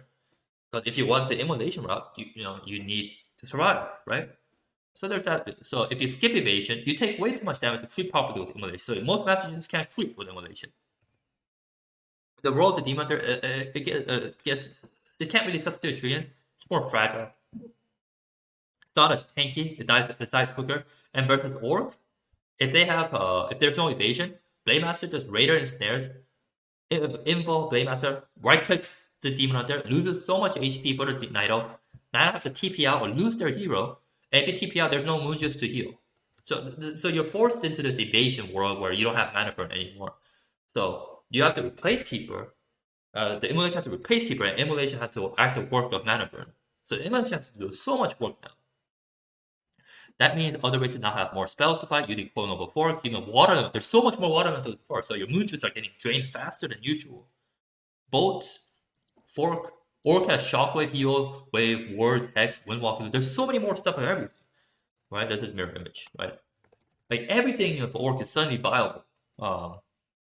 And like infinite of them. Like, there's just so many. It's an unending number of them that didn't get balanced before. Due to this nature, immolation level 1 must be able to creep somehow efficiently. It has to creep. If it cannot creep, it's the worthless piece of trash. It's not useful. At Remo's suggestion, so Remo has some numbers, the spell is completely useless again. I think Remo understands that immolation has to basically act the role of every single thing that Keeper does and mana burn in the game. It has to do everything in the game suddenly. This is a completely different paradigm if you go immolation route. Because you're forfeiting Keeper first in the game, which is currently the meta to creep at similar pace as other races. That's how the balance is made. So if you want immolation evasion to be the meta, you have to make immolation useful. From there, I believe, because of that, I believe level 2 immolation should be rewarding enough to choose level 2 over 3 mana burn. Because like, you have to understand, like I said, at level 3, you can either go level 2 immolation or level 2 mana burn. Level 1 mana burn. And Warcraft 3, level 2 rewards level 2 spells a lot more than level 1 spells. So opposing races, they're going to get the level 2 spells, they have an advantage. If you're getting mana burn level 1 at level 3, you're starting at a disadvantage. Why would you go to this hero? You have a level 1 spell at level 3, when the opposing hero has level 2, it doesn't make sense. So level 2 immolation has to be rewarding enough that you can keep getting it. Now it's going to be the immolation tech tree with evasion. Nothing has changed from the game if immolation is once again useless after level 1. Due to that, there should be a spike at level 2, because every spell, like I said, has a spike at level 2. I believe a +6 at level 2 would entice players to pick it over mana burn, while understanding that the hero is going to get a lot of explosions in the game. A lot of Coil Nova for God knows how many nukes. This also encourages momentum overall, and in Warcraft, it's almost always better to get a level 2 spell at level 3 over another level 1 spell. This wouldn't put Demon Hunter at a major disadvantage due to other races having level 2 spells at level 3, when Demon Hunter can't. And at level 3 immolation, I think the standard +5 is fair. I think the +5, that kind of format is fair. Over the current Remo's +3 or something. It's useless. That's a useless spell. That's just junk. You don't play that. And shouldn't be considered of a race. Because by then, it is late game and level 3 spells are all broken. So immolation level 3 is probably like the worst of all. And it's extremely strong. And the counter to immolation is there. So if you're a good player, or any player, immolation is not as good versus range units like trolls. They don't do anything versus air units. So stuff like that. There are counters to immolation, right? So we don't want to make immolation useless, because otherwise it's not going to be used unless we're not touching Keeper, we're not touching Grunts, we're not touching anything, we're not touching ghouls. We're not touching Rob. If we're not touching anything, we still play the keeper meta. That's completely different. Like we don't want to see demon hunter immolation again, whatever. But if we want to see immolation being used from time to time as a first hero, it better be useful. It better act the role of treants in the game. It has to harass and it has to creep. If it cannot do these two, it is a useless spell. Undead problem is undead versus this is a notable problem. So like I give you a surface level understanding is undead versus humans favors undead. Like I said, undead is favor versus human and favor versus elf. And the problem is if it's a traditional back in the day 2-base human archmage versus 1-base undead DK, human steamrolls undead because of the tier 3 tier 2 is buffed. Tier 3 is buffed. Like I said, human tier 3 is buffed. Human tier 2 is really strong. The problem, though, is Undead got their Tier 1 expansion buffed. So now you have a Lich fast expansion versus a human fast expansion. At 2-base for the 2-base scenario, in a game where it was bounced around 2-base versus 1-base, the game balance breaks. Anti-magic, I think this should not be a case. I mean, it's a buff, so it's not working right now, so it's fine, but I don't think anti-magic should be dispellable in this game. I hate anti-magic. I lose so many games to anti-magic, but if you make anti-magic dispellable with Warden, Yo, Paul, do you... if you make anti-magic dispellable with Warden, suddenly what you end up getting is the useless banshees are useless. What do you do with banshees? They're completely pointless. So there's that. Unholy aura and the movement speed of 0.1, 0.25, 0.17. I'm fine with that. I mean, movement speed in general, I feel should not be so oppressive. And yeah, if the game is getting more fair, why not? We're gonna be nerfing the other movement speed aura, which is what is it called? The endurance aura to scale. And this also changes the fact the game to when like unholy aura user gets a endurance aura item and vice versa. And the fact that you don't get a scenario where undead just roaming around the map, never fighting, just throwing coil novas and kiting the entire map, just circling around. The opponent can never catch up, but the undead every time it hits, runs, hits and runs. We're gonna try to reduce that because it's not at the pros need that's abusable. Anyone with a better movement speed is able to hit you, but you can't hit them. It's a one-sided relationship. We don't want that. Anime dead corpses can be killable if research. I think this is anime dead is a complete garbage spell now. The way it's currently designed on PTR. So when you play Warcraft, I'm gonna think of the perspective as a Warcraft player. I want ultimates to be fun. You know, I want them to be broken. I want them to be good in this game. Current DK's ult is mediocre. The PTR ult is trash. It got worse. So how do you make anime dead fun? Please make them undispellable. They should not be dispellable. Why the hell should be? Imagine your ultimate can be dispelled by a couple priests. What on earth is that ultimate? That's a joke. And they should be killable. Let's say they're killable. No, like I said, dispel. This is nonsense as ultimate if they're undispellable. If it's dispellable, right? This makes Death Knight's ultimate worthless in the game because it's dispellable, right? You get 3 XP from the opponent. What the hell is that shit? The ult just disappeared. Why would you skill that ult? It's useless. It gets countered by like 2 priests. That's your ultimate. Why would you get it? Right? You're not gonna. Yeah, imagine at level 5.9, you have a hero. You're like, oh, I want to get my ultimate. But as an undead player with Death Knight, you're like, oh, why would I get my ultimate? I don't want to ever skill that. At level 10, I'll get it. You hate the ultimate. You get unholy or coil instead. No, we don't want that stuff. We want every race to have fun. Their ultimates are. It's an ultimate. It's supposed to do something. So my suggestion is gonna be over the top. I think Undead's gonna love it. I'm gonna hate it. I think that's how you balance it for now. We can see later. I think how I see it is I believe Animate Dead by default should have every unit with disease cloud. Every unit is gonna have disease cloud. Makes sense. It's an ultimate. When you think of like when units come out of the dead, you know, there's gonna be like a lot of toxic gas coming out, right? I mean, that's how I think of zombie world. So every unit, regardless of night elf, human, undead, or anything that reses, is gonna have disease cloud. Otherwise, it's just a shittier version of Paladin Resurrection, right? It has a timer. It's just a garbage version. Death Knight's ultimate already resurrects random units in a fight, unlike Paladin's ultimate. So when Paladin uses the ultimate in a Undead versus human game, Undead versus human game, it's gonna be knights. Knights are getting resurrected. But when Undead resurrects, it could be ghouls, it could be skeletons, it could be peasants, it could be anything. It doesn't have to be Amon. It could be anything. You don't know, right? So I think it's fair for at least to have some special effects in the fight to be worth it. Otherwise, like, why would you pick this spell? Or we just completely rework it. So when Paladin ult is gonna be Knights, when Death Knight ults, it can be anything, including opposing. And if it's an opposing unit, the upgrades are 0/0 like Paladin's ult. There's so much RNG with this ult. If you can ult your units, that's completely fine. If you ult like Avon and Fiends from your side, it's great. But it's not even permanent. Like, you don't know. It's just too much RNG. It could be the case that you resurrect militias in a fight instead. Why would you want to take that risk? Like, this is supposed to be an ultimate, not a joke. So since it's an ultimate, and no, let's say we have that feature, this disease cloud should be the only one with 90 seconds in the game. This is going to be an extremely strong disease cloud. Notice that when Undead uses Animate Dead, it's going to be 80 versus 80 or 100 versus 100. It's going to be big fights. So this disease cloud, additional, it has a huge impact on the game, right? Because you use them after the 80/80 almost dying. The damage, their units are very damaged. You use the Animate Dead then, the disease cloud is gonna start eating through the HP of the opponent. So it's gonna be useful to make the opponent ultimate worth it, since ultimates in general should be exciting to skill.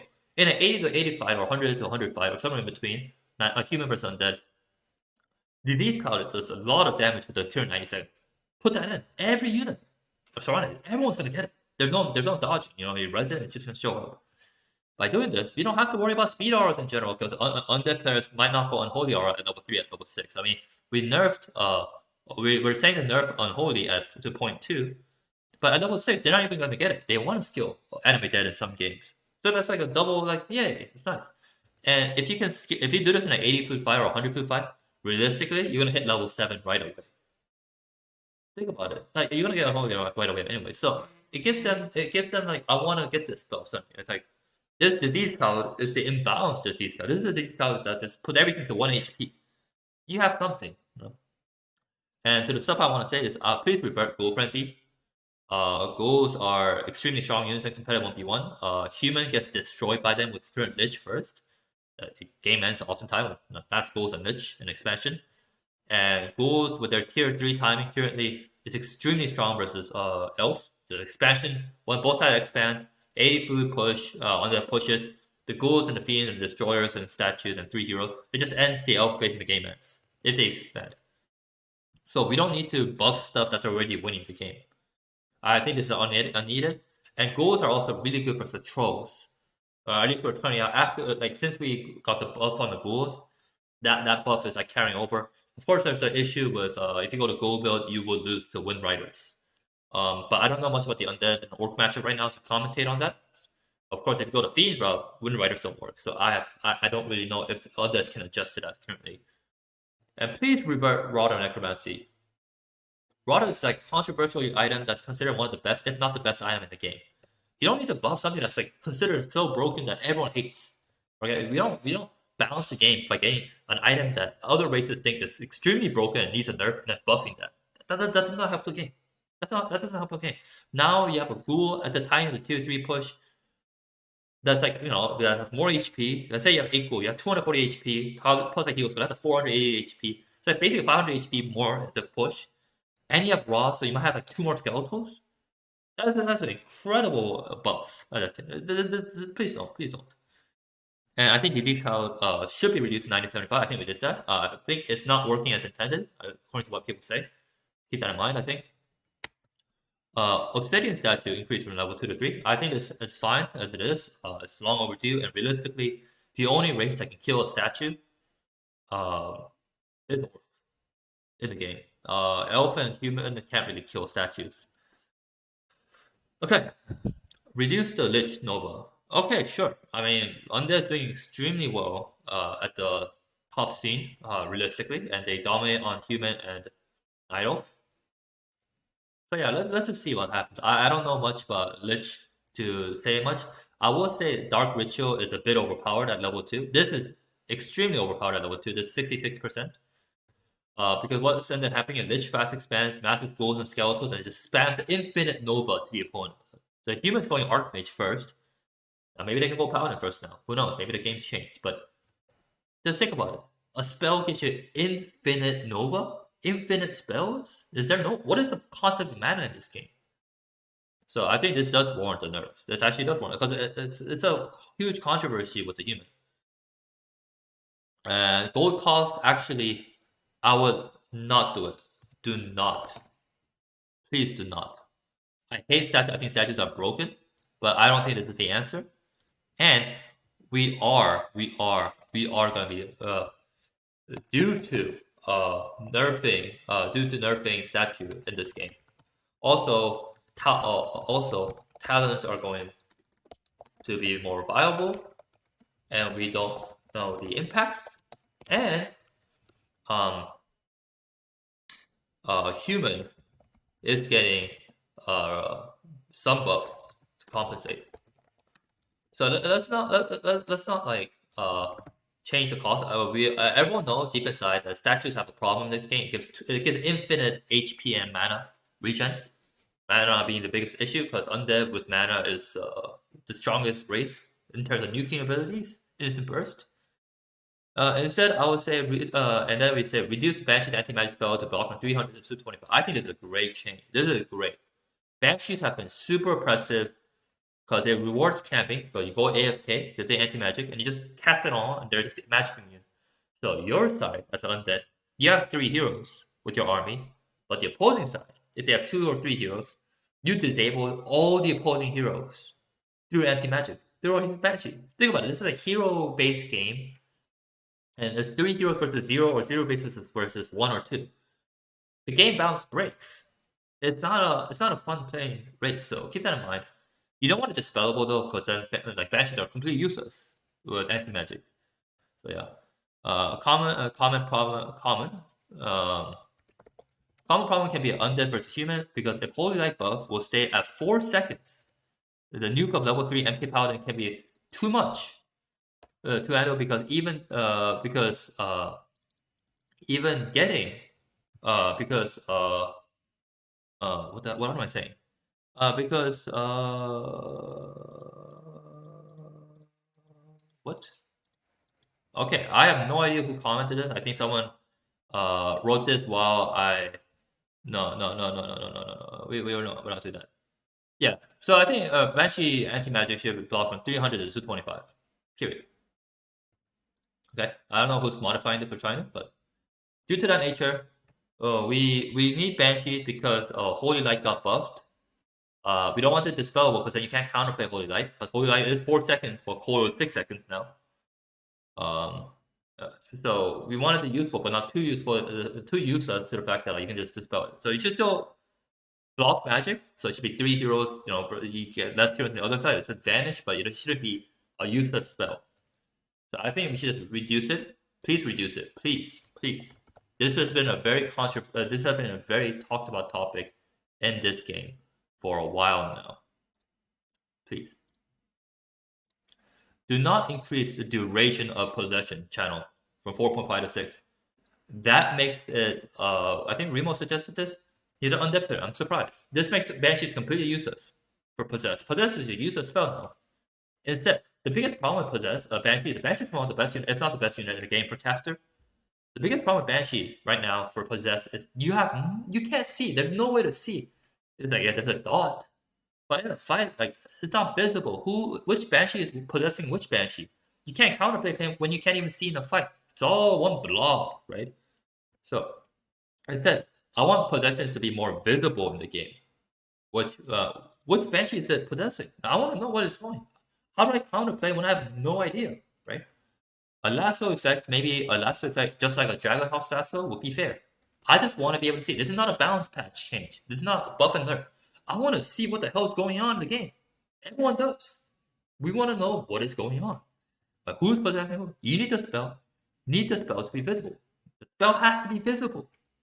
The timer is enough if the spell is visible. The problem with possession is not the timer, but the visibility of the game. The problem is the visibility. No one can see what's going on. It's such a stupid problem. Unless you have good eyes, blessed with good eyes. People with bad eyes, too bad for them. That's not a balance problem. That's a visibility glasses problem. I don't like that. 6 seconds completely kills possession, so it's not viable. That's too long. 6 seconds. That's an extra second or two that the human can send mortars and damage over or drives into another volley. Fancy might not be able to possess at all. Why take the risk for the proceed then? Okay. And now finally, Remo has some crazy ideas in this game. He's another player. He wants to see random stuff. He doesn't care about the balance of the game. He's a 1800 player, I guess. Please, let's not do certain stuff. So he wants to buff Dreadlord from 16 AGI to 20 AGI. Please do not do this. So this is an insane increase in stats. Dreadlord by itself has S tier spells in the game. Dreadlord has S tier spells. His spells, technically, I think like 1-1 is so stupidly broken. However, there is a problem with this hero. The problem is that Dreadlord does not have any synergy at all overall with its tier 1 units. Like, it doesn't synergize with Fiends. That's how the game's balanced apparently. If you buff Dreadlord at the current state to be useful at tier 1, this hero is going to be super oppressive. So a hero that doesn't get synergy, you forcibly make it useful, dude, the spells are going to be out of this world. The stats are going to be out of this world. Dreadlord is already an extremely good third hero versus Elf, and it's almost always, basically ever gone, in Twisted Metal versus Elf, due to its ridiculously good synergy with Gargoyles. So it's used in the matchup already. It's like Dragonlance versus Dryad. It has a usage. If you buff Dreadlord to the point that it's useful at tier 1, it's going to start showing up versus human, orc, elf, and undead. It's going to use everywhere. Everywhere suddenly it's going to start showing up. And there's going to be a whole mess of rework of balance. They have to rework the hero again, as the spells themselves are insane. The spells, like I said, Dreadlord spells are S tier. Their spells are ridiculous. It's just that the synergy is the issue. Swarm AoE range is impossible to dodge in Warcraft. So think about it. It's going to be lame as well. You go to the human base, you press Swarm on the peasant line from time to time. Who wants to first set? There's no counterplay to that. It doesn't even reach the arcane tower length. You just throw a Swarm and the peasants die and you run away. Let's not see that. Sleep has like no cooldown in the game. If anyone's been playing versus Sleep recently, or in the patches, Sleep got buffed a lot, and it's basically a permanent Sleep. You go to the unit. Like, who wants to play a game in which it's like there's two players, one's going Dreadlord, one's the other hero, and Dreadlord's not viable because it's buffed. Opposing hero just walks throughout the map, you just press sleep and you surround that he has to TP or die. What is that gameplay? That is not a gameplay. That's not fun for the opponent. That's gonna kill the game faster, it's gonna destroy the community, it's unfun. And not only that, you sleep and TP, or you lose a hero. Immediately after, the Dreadlord comes in, sends a swarm to the human peasant line, or the orc peon line, and just backs off and kills everything. And there's no counterplay to it because the range of swarm is ridiculous. What is this hero? Right? So none of this is fun to play for the opponent. Imagine a situation at the start of the game in which 12 ghouls and 5 skeletons run to your hero and sleep your hero and force a TP from the very minute you scout. Anti-fun hero at first. Dreadlord is a nightmare in this game. It really is. When it scales for all players. So Dreadlord is, like I said, its spells are S tier. It just doesn't synergize. But the moment you buff it to the point that synergy doesn't even matter, this hero is going to be off the charts. It's already a great hero versus Elf in larger maps, and it destroys Elf in larger maps because like guards are so good with Swarm and Sleep and Vampiric. And not every hero needs to be a first hero in this game. Let's not make every hero try to be a first hero. We don't need to. Some heroes can be useful as second heroes. Some heroes can be useful as third heroes. You don't need every hero to be a first hero in this game, right? There's nothing wrong if a hero comes out as a second hero, right? There's nothing wrong, right? Podum's showing up as a third hero versus every race, versus Orc only versus Orc, and like usually in Northern Isle, right? There's nothing wrong. There's nothing wrong with it. You don't need them as first. I mean, in Night of Mirror, you do see Podum first, but you don't see Podum second. No one's complaining about that. Each hero can have a designated like situation. You don't have to try to forcibly create a situation where every hero has to be first. You can do that in 4v4. You can go Dreadlord first in 4v4. Have fun in 3v3 and 4v4, okay? And decrease Impale mana from 100 to 95. Impale's not used much. Dreadlord's not used much. Crippler's not used as much. I mean, it's also because we don't see humans anymore versus Undead, and because Lich is just much better as the first hero. But yeah, I mean, let's reduce it. Honestly, you can even say this to 90, and I'll be fine with it. Okay, things I like. Wand of Illusion, 3 to 2 charges, great stuff. Now, Wand of Mana Stealing. I do not agree with Remo. I do think, personally, I think Wand of Mana Stealing is a good item, and I want the other items nerfed, but let's say we're going to buff this.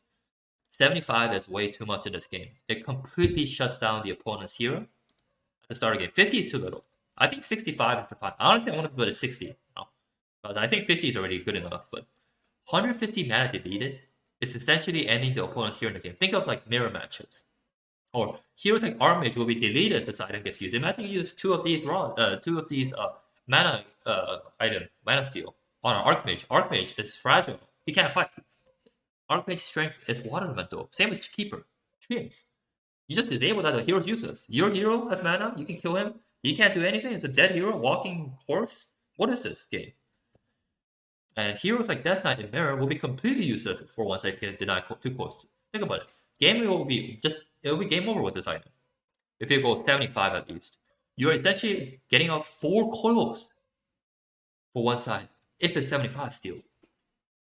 This is a 400 gold item in this game, so I think 65 is more fair. Because like 1 mana plus 150 gold, right? So no, let's make it more fair, right? Like I said in the bottom, note if it's too strong, make it 60. So I want the 65, and if it's too strong, let's make it 60. That way, let's keep it, but do not let it 75. 75 is 4 coils versus 0 coils in mirror. Game's over. It's a game-breaking item, or if Warden gets it, or Warden is used against it, or Archmage gets it, Archmage gets against it, MT gets it, MT doesn't get it, the opposing gets it. It's just whoever gets it just wins the game. Let's not do that situation. Because not only are you stealing 150, you're removing 150 on the other side. That's effective 300, right? That's a lot of mana you're taking advantage of in a mana-based game early game. I don't think this change is. I also want to say. So this is for circuits. For current circuit. I don't think this change is doing anything much to game balance, and it is producing some side bugs. I think it's better to focus on the other parts of the game as it's a cool feature, but it has no impact on the game balance currently. Now the circuit stats reducing from +2 all stats to 112, but the players can click to toggle item and additional 1 strat. That swap doesn't really do anything in the game. Like everyone can get it. It's a cool gimmick, but it doesn't change the game balance. It only affects it for mirror matches where you get really unlucky with items. But with this change, circlets cost now too much. It costs too much. Due to that, we have to now figure out what the new cost of circlets are. None of this issue is necessary, and none of the bugs that come with it is necessary. We have this TP bug and stuff issue now because of this. Has no impact on game balance. Let's just leave it, okay? Like I play mirrors, and I'll say circuit problem is like a problem like 1 in every like 30 mirror games. And since it's 4 matches, it's like 1 in like 120 games basically. I don't understand. It's not for other matches. Like, I don't think you have to worry. And I played Knight of Mirror, which is like the most impactful with Demon Hunter. Yeah, I'm telling you, it's not as good as people think it is. Legion, Doomhorn, Agent. Yeah, we should nerf these that the auras are getting nerfed. So it's like basically the same nerfs and buff. Yeah, I'm fine with it. I'm good with it. I actually like this. Reduce entry ward from 1,600 to 1,000. I hope this is the same for the Orc wards. So yeah, I don't know how much the Orc wards give, but yeah, I don't really care. Do not do this. Claws are already nerfed once, and it just makes claws useless. I don't really like claws anymore as much. Do not reduce the gold cost of circuit from 170 to 125. I know Remo because it's 1 plus 1 plus 1 plus 2. He wants to reduce the cost. It's too cheap. 125 is way too cheap. It is way too affordable. This is the problem with these stats. It's way too much encourages massing circuits in some mirror matches, especially maps with only one shop like Echo Wild. The winner is decided by whoever has the lower ping. It's not about strategy. It's not strategy. It's just, I have the lower ping. I won the game. But I bought the circuit. You couldn't. Because it's too cheap. It's 125. You can just buy it. And with this change, some heroes can afford to. Now some heroes can afford boots, blue staff, and circuit from the shop. Which is currently not possible. By the blue staff, I mean that the staff that just staffs the other building or unit in the game. Currently, some heroes, Baymaster, Demon Hunter, and some other heroes, have to forfeit one of the 3 items at the shop. Right? They have to focus. They can only get boosted staff or just one of them, or staff and circlet or boost and circlet. If it's 125 gold, you can technically get all 3. That changes game. That's the game change. That will change the game effect again. That's cascading game effect. That was never an issue in the game, right? Just for like marketing gimmick that was pretty fun to play around with. And it introduces bugs. We don't even know how much it should cost. Maybe it should cost 150. Well, at 150, it's such a horrible item. So like, how much if I put 125? Like, it's gonna be a ping issue game. So let's not touch it. It had no issue impact on the game for different matchups, and now we're just like creating a problem out of nowhere. And then for another one, I want to reduce mana pots, create a big mana pot, mana stone from 250 to 225. I think 200 is too much. I know Remo suggested 200. I think 225 is one. This item's already been nerfed. Let us not nerf again and again and again to the point of uselessness. Okay. I think 225 is fair. It's better than mana pot, but it's not too much, and it's already been nerfed multiple times. And personally, I don't really fix it. Like I'm in the opposing end because I get coiled over, and I don't think it's that oppressive as an item. I think it's like, oh, it's a good item. That's it. Like no, and reduce the claw damage from. Is there? I know Remo said +7. +7 is useless. No. Make it +8. +8. Compared to the item level, I think +7 is way too much. It's no different than from +6 then. And if you think of +6, like the +6 has items equivalent item, cultivar, robe, belt, etc. Those give +6 and they give attributes to the items. There's attributes and the damage bonus for the different attributes. So if it's only +7, it's complete garbage. Oh, it's like a shittier version. It's just a way to tier up. Right, so let's make it +8. The other potential items are just, at +7, like I said, there's no difference. It's just a worse version of it. And this is a camp higher. So let's make it +8. Neutral. Do not reduce the gold cost for altar heroes from 425 to 400. Do we want tower rushes in this game? I mean, human can tower rush all day now. Like, you're gonna see Naga tower rush, like, Tinker tower. Like, why are we encouraging tower rush in this game? Like, this is not fun for the player. Does nothing outside. No one's asking for this outside Remo. Let's stop making Remo patches. Like, Remo is not the pro. Remo is the casual streamer who streams the game, not the guy who decides the game. Like, this is just not. It's just insane. This increases more and more tower rush ideas. Do not increase Firelord at AGI per level. I think from 1.6 to 3. So I'm not talking Firelord. Firelord needs a huge rework because the whole hero is flawed. It's an agility hero that uses a massive amount of mana in the game, which it doesn't even have. It's an AGI hero, right? I think Incinerate could have a bit less mana. Instead of current 6, maybe 5. You don't want to low enough because Incinerate does stack and it's like oppressive with a tower rush too. And Lava Spawn instead of 150 could be 140. Right? Like I said, it's not an int hero, it's an AGI hero. It's fundamentally a wrong game design hero. Because it uses a lot of mana. Realistically, to see this hero in game, although I think no one really cares about the community outside Remo, I don't think anyone's pointing out. Everyone's too busy with the other stuff. Like, they don't really care. The hero basically needs rework, or it's gonna be like the Dreadlord. Buff it to the point it starts showing like completely be busted due to Incinerate in game. Incinerate, if you don't know, if you right click a unit, the damage keeps going up and up and up. And if that's like near 0 mana, that thing is broken. You can tower rush, the opponent has to kill the tower, but you get free hits from Incinerate. It's game over. So much tower, it's a tower rush hero suddenly. It's not good game design. This hero has an agility that is extremely mana intensive. Maybe it shouldn't be an AGI hero in this case. That part needs rework. It probably needs a lot of rework. Maybe it should be like, if you think about it, it's also an issue because for an AGI hero, this hero is way too squishy. At the same time, this hero is way too tanky. Incinerate is going to be extremely oppressive in this game. It's all going to be tower rushes. You can't kill Firelord. Firelord double damage, triple damage to you. Game over. What is this hero? The problem with this hero is if you fix one of the spells, another issue arises with balance. So this hero needs a complete rework if it wants to be reused. I don't think that's reasonable in the time frame. For now, I don't think community cares about this hero, so I will worry elsewhere. Like I said, you can buff these, but you shouldn't expect too much out of Firelord in general, unless you fundamentally change the hero. Things I do not want, Remo talked about, do not increase Alchemist's chemical rage duration from 15 to 20 seconds. Leave it as is. It's a good solid hero. I'm the knight. I'm the one getting it, right? There's no need to buff it out of nowhere. Like, we don't need a second coming of Demon Hunter, because Demon Hunter Immolation is gonna get nerfed back to the ground again. That's not, no. Do not in any circumstance change Cluster Rocket ability to damage time from magic to universal. I know Remo pointed, do not touch it no matter what. He doesn't understand the game sometimes. It's a caster. That way the Tinker would have a very interesting new role, as he will be the only hero in the no. This is horrible. Why? Undead with Disease Cloud. We see everything is wrong with it now.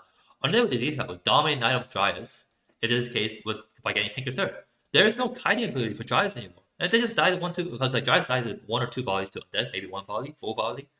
So if you enable rockets to stun Dryads Dryas are gonna die. If there's a meat wagon with disease cow sniping the Dryas are gonna just die. There's no counterplay. There's no counterplay to this, and it allows humans to stun. And the mortar snipe the Dryas. No counterplay to that again. The Dryas just die. There are orcs at tier 3 of burning oil demolishers. Burning oil, stun, right click, Dryas die again. Game's over. Like, what is this? There's also an issue for Potom players in Knight of Mirror, because Tinker second is very common in Knight of Mirror. It's a DH Tinker versus Potom. Well, Potom's just removed from the game. You can't go Dryas, because it counters complete mass Dryas of Potom. Dryas are stunned, it's a free hit with a bear and an orb, what the hell? You just remove the strat from the game. This could also have unintended nerf to human breakers in the game that I do not know what was going to happen with the human breakers. I have no idea. Human breakers are going to get stunned. Who knows the repercussions of stun? Maybe Undead can leverage it, and breakers die left and right. Fairy dragons are going to get destroyed by it. By the way, fairy dragons, mass fairy dragon is a thing versus undead. It doesn't work in the pro scene. It has basically like 90% loss rate versus undead at the pro scene. Now fairy dragons, they get stunned versus undead if Tinker can stun fairy dragon. So it's even worse. You're just exaggerating the problem. Also, fairy dragon will become worthless as an elf versus human if during fairy form, fairies get stunned from the human side and sniped by rifle. Like it can't focus, it can't do the flame flare when it's stunned. It's just dead. And because rockets have no limit to stun and AoE range, as Tinker levels up, both bears and fairies get stunned each time. So everything gets stunned. Elves are just getting stunned left and right now. Stunning is not good for the game. Also, as AoE of rockets get bigger as passive scale, and rockets are extremely spammable in Warcraft. It's a huge mess. It's a huge cog of mess. There's so much balance issue that it completely breaks that has never existed before. Just because Remo wants to see this beautiful new idea for the stream to make money from Back2Warcraft. Overall, the moment this changes, everything in the game breaks. In no circumstance should you listen to Remo about this, who I believe has a mediocre understanding of the game relative to some other players. In fact, some professional, Lolly is a professional, one of the best Nio players in the world, one of the best players in the world. He jokingly implied in some of his stream one of his streams that he does not want Remo to shape the game of the pro scene, because you're basically forcing the pro scene to a meta from a viewpoint of a player who just streams the game or who doesn't really play competitively, right? But the players getting the repercussions are the players playing 1v1 or the top grandmasters of the game. Grandmasters and masters just get shafted in the game because of this. No, we shouldn't do these absurd balance patches. Please don't. No, this is not happening. Don't ignore this. This is a game-breaking design. Everything breaks. No. I said the reason. For the purpose of FFA now. So I don't play FFA. I have no idea. This is never gonna happen 1v1 basically. Almost rare. FFA, which I don't play. I think Alchemist Ultimate should give 85% transmute instead of 100. It's a bit absurd that an Alchemist gives full gold back of the opponent's unit at level 6, and it's a very hit and run style in FFA. What I mean is Alchemist runs up, whether it's Invispod or Sea Scroll or Invisible or Boots in FFA, or Transmute far away, it runs away with Chemical Rage or something staffs out. How is that fun? You walk around in FFA, it's only used in FFA really late game. It's not a problem 1v1 really, and your unit just disappear from time to time. And every time you make a unit, you lose the unit out of nowhere, and the guy just gets the same gold back. What the hell is this shit? What is this? Fortunately, Alchemist is not going to be level 6 in 1v1 setting. The current balance patch goes out, so no, there's that in almost every game. So this is more for like FFA quality of life improvement. You don't have to worry. It's just FFA stuff. I don't play FFA, but I feel bad for FFA because it's just very toxic playstyle. Sobi Mask. I want it nerfed. Updated from 50% mana regen to 40% mana regen on heroes. Why? The problem with Sobi Mask in this game is it stacks way too well with heroes that rely on mana late game.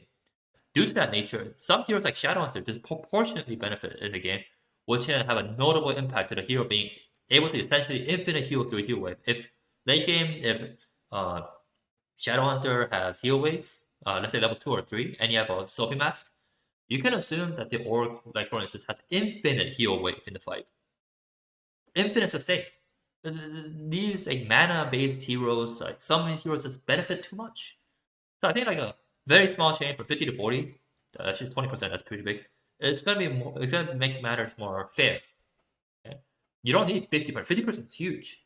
Of course, Soapy Mass is not good on like non-intelligence heroes, but on intelligence hero, it scales too well right now. And now we have Ring of Protection. I think it's gonna be a very cool change, and I should be. Because currently, Ring of Protection at the red camps are pretty damn worthless. So there's Ring plus 3, plus 4, and plus 5.